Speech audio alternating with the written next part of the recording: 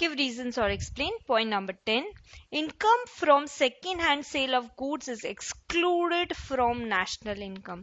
क्योंकि जब वो फर्स्ट टाइम प्रोड्यूस हुए थे उस साल में वो उस साल की नेशनल इनकम में इंक्लूड हो चुके हैं, तो यदि सेकेंड टाइम उनको फिर से सेकेंड हैंड सेल में इंक्लूड करोगे तो डबल काउंटिंग हो जाएगी, इसलिए एक्सक्लूड करते हैं.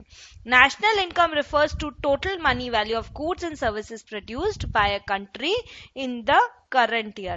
Second hand goods were not part of current year's production.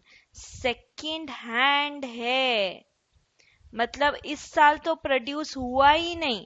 Their value was included in national income of that year in which they were produced. They already उनकी value include हो चुकी है in that year in which they were produced.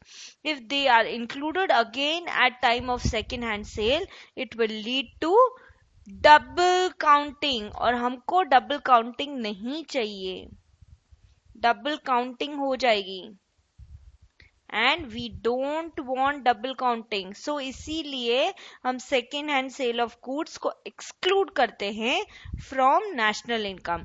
To avoid inflation of NI figures, second hand sale of goods is excluded. मतलब national income फालतू में ही बढ़ जाएगी, so वो बढ़े नहीं, इसलिए हम second hand sale of goods को एक्सक्लूड करते हैं फ्रॉम नेशनल इनकम.